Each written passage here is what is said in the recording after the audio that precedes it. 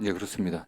이번 사건처럼 경찰이 피의자 측과 내통하거나 증거를 폐기하는 유사한 사건이 발생했을 때 이를 방지하거나 문제를 찾아낼 수 있는 시스템이 필요하다고 보이는데 어떻게 생각하십니까? 예, 뭐 당연히 필요하다고 보고 있고요. 예, 경찰에서도 또 자체 감찰을 엄중히 하면서 또 관련된 또 대책을 세우겠다고 좀 하고 있는데 좀 지켜봐야 될 것 같습니다. 지금 대한민국 수사 절차 변경하는 형사소송법 개정 앞두고 있습니다. 검찰의 수사 기소 독점으로 인한 폐해를 막고 국민들이 억울한 일이 없도록 하는 수사 기소 분리를 위한 형사사법 절차 대전안이 진행되는 것입니다. 하지만 이 개혁 과정에서도 어떤 수사기관도 무소불위의 권력을 휘두르면 안 되고 억울한 피해자가 발생하면 안 됩니다. 꿈만 턴 나이에 잔혹하게 살해당한 이채원 양의 유족들의 더 이상 억울한 죽음이 없어야 한다는 절규를 외면해서는 안 됩니다. 장애인, 여성, 아동 등 취약한 상황의 범죄 피해자들이 권리를 제대로 보장받지 못하거나 유착된 관계나 미흡한 수사로 범죄자가 제대로 처벌받지 못한 일 발생해서는 안 됩니다. 경찰 수사 문제점이 발생했을 경우 박명을 김남희 의원입니다. 법무부 장관님, 광주 여고생 이채원 양 사건 아시죠? 예, 지난 5월 5일 공부를 마치고 돌아오던 길에 일면식도 없었던 살인자 장윤기에 의하여 잔혹하게 살해된 17세 여고생입니다. 유족들은 이러한 억울한 죽음이 반복되지 않기를 바라는 마음에서 피해자의 신원을 언론에 공개하였습니다. 이 자리를 빌어 꿈만 턴 어린 학생의 명복을 빕니다. 장관님, 이 사건에 대해서 최근 많은 보도들이 나오는 거 알고 계시죠? 예, 알고 있습니다. 네. 이 사건 피의자 장윤기는 사건 당일 긴급 체포되었습니다. 언론 보도에 따르면 장윤기의 아버지는 광주 지역 현직 경찰 간부였고 이 사건을 수사하는 광주 광산서에 작년까지 근무했습니다. 광산서 수사팀장은 검거 직후 피의자의 차량을 수색하는 과정에서 납치 등의 도구로 쓰일 수 있는 케이블 타이를 발견하였음에도 이를 은폐하고 영상을 삭제하라고 부하 직원에게 지시하고 케이블 타이를 장윤기의 아버지에게 전달한 사실까지 밝혀져서 최근 체포되었고요.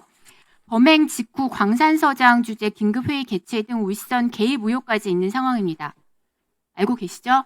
예, 언론 보도를 통해 들었습니다. 네, 그리고 피의자의 주거지에는 성범죄 혐의를 입증할 수 있는 훼손된 리얼돌이 있었는데 피의자의 아버지가 수사팀으로부터 아들 자취방 주소와 비밀번호를 전달받아서 피의자 검거 이후 리얼돌을 폐기한 것으로 알려졌습니다. 저는 이 사건과 관련한 보도를 보면서 너무 큰 충격을 받았습니다. 장관님, 범죄자의 가족이 사건을 수사하는 경찰과 내통하고 증거를 인멸하고 폐기하는 그런 일이 일어났습니다. 국민들이 이런 상황을 납득할 수 있다고 생각하십니까? 예, 어쨌든 뭐 수사 과정은 매우 충격적인 일이고, 다만 뭐 이런 일이 매우 이례적입니다. 저도 일부 토착화된 소위 말하는 포경찰들의 문제가 있다는 소리는 들었지만 이번 사건 같은 경우 매우 이례적인 그야말로 충격적인 사건이었습니다. 이런 어처구니 없는 일을 사전에 방지할 수 있는 어떠한 시스템도 통제 장치가 없다는 것이 너무 충격적입니다.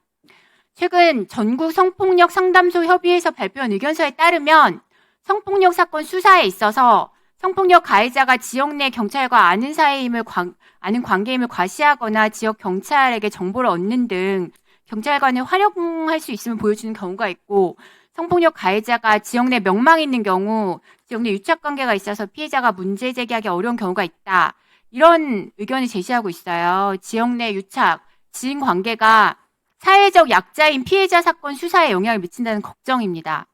장관님, 이런 우려에 대해서 잘 알고 계시죠? 예, 많이 듣고 있습니다. 네. 네, 이번 사건에서도 경찰은 장윤기를 일반 살인 혐의로 송치했는데 검찰이 차량을 압수수색해서 블랙박스 SD 카드 확보하고 여러 지인 진술 확보해서 성폭력 처벌법상 강간살인으로 변경해서 기소했습니다. 일반 살인은 형량 하한선이 징역 5년인데 강간살인죄는 사형 또는 무기징역으로 처벌되어 형량이 훨씬 높습니다. 맞죠? 예, 그렇습니다.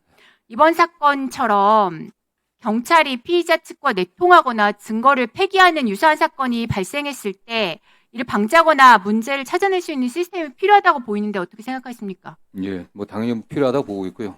경찰에서도 또 자체 감찰을 엄중히 하면서 또 관련된 또 대책을 세우겠다고 좀 하고 있는데 좀 지켜봐야 될 것 같습니다.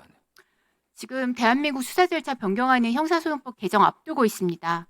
검찰의 수사 기소 독점으로 인한 폐해를 막고 국민들이 억울한 일이 없도록 하는 수사 기소 분리를 위한 형사사법 절차 대전환이 진행되는 것입니다. 하지만 이 개혁 과정에서도 어떤 수사기관도 무소불위의 권력을 휘두르면 안 되고 억울한 피해자가 발생하면 안 됩니다. 꿈만 턴 나이에 잔혹하게 살해당한 이채원 양의 유족들의 더 이상 억울한 죽음이 없어야 한다는 절규를 외면해서는 안 됩니다. 장애인, 여성, 아동 등 취약한 상황의 범죄 피해자들이 권리를 제대로 보장받지 못하거나 유착된 관계나 미흡한 수사로 범죄자가 제대로 처벌받지 못한 일 발생해서는 안 됩니다. 경찰 수사 문제점이 발생했을 경우 대비해서 검사의 보안 수사 요구권 실효성 강화하고 다른 기관으로 이송을 강제할 수 있도록 하는 것처럼 취약한 상황의 피해자들 목소리를 제대로 반영하기 위한 철저한 대비가 필요하다고 보이는데 대체 어떻게 마련하고 있는지 말씀 부탁드립니다. 예, 지금 어쨌든 형사소송법 그 논의 과정에서 저희 법무부나 검찰도 적극 의견을 개진하겠습니다. 수사 기소 분리의 대원칙은 분명히 지켜져야 된다고 생각합니다. 그동안 검찰이 권한을 독점하면서 오용 남용한 그 과거가 있기 때문에 분명 그 원칙은 지켜줘야 되겠지만 수사기관에 대한 견제, 어떤 통제 또는 수사에 대한 어떤 교차 검증들이 필요하기 때문에 그런 부분에 관련해서는 의원님들께서 좀 심도 있게 논의해 주시고 가장 중요한 게 국민의 인권을 확실하게 보호하는 거 아니겠습니까? 또 특히 그중에서도 범죄 피해자 보호가 소홀히 되지 않게 저희들도 적극적 의견을 내고 또 의원님들도 또 고민해 주시길 부탁드리겠습니다.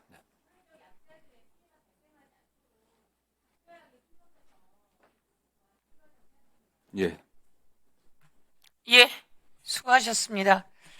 어느 수사 권력도 어떤 권력도 과도하게 그 권력을 남용해서는 안 되는 과정에서 경찰에서 일어나는 이 내용은 경찰의 부패, 비리가 만천하에 드러나는 과정 속에서 억울한 피해자가 더 억울해지는 그 유족이 더 한스러워지는 상황이었는데요. 저희 국회에서 논의해 가면서 경찰들의 비리를 확실하게 인지하고 그 경찰들을 징계하고 수사관도 교체하고 그리고 제대로 된 수사를 할 수 있게 하고 검사는 이 과정 속에서 또한 철저히 수사 요구권 등 여러 가지를 잘 활용해서 수사를 제대로 범죄자를 제대로 처벌할 수 있도록 그렇게 나가야 될 것 같습니다. 대한민국 국민들께 말씀드리면서 피해자의 보호는 더욱더 두텁게 범죄자는 확실하게 처벌하게 그러나 누명받는 범죄자로 누명받지 않도록 그렇지만 범죄자는 끝까지 쫓아가서 확실하게 제대로 된 처벌을 할 수 있게 하는 그런 제도를 저희가 만들어 나가도록 하겠다는 말씀 드리도록 하겠습니다. 그 과정에서 오늘 출석해 주신 장관님들께서 잘 살펴주시고 조언하시고 또 실행해 주실 것을 당부드립니다. 다음은 우리 박지원 의원님. 예, 박지원 의원님 토론해 주십시오.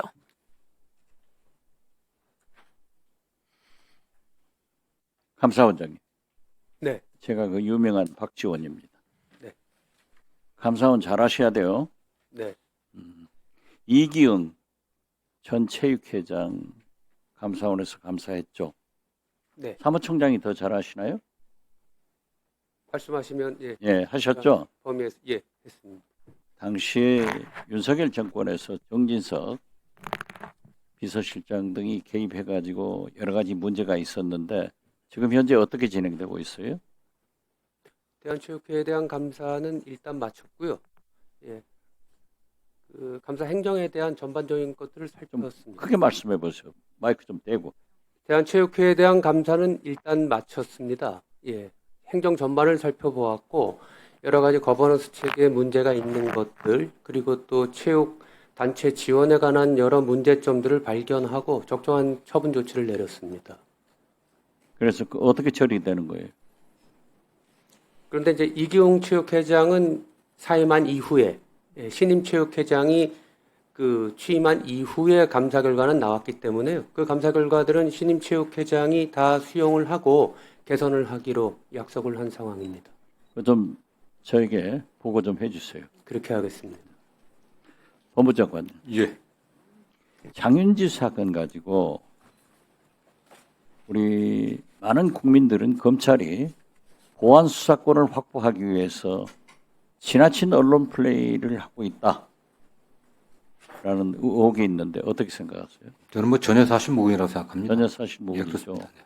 그런데 한동훈 의원은 그걸 보안 수사권을 대통령께서 반대한다고 하면서 살인자 편이다 이렇게 표현한 것 괜찮아요?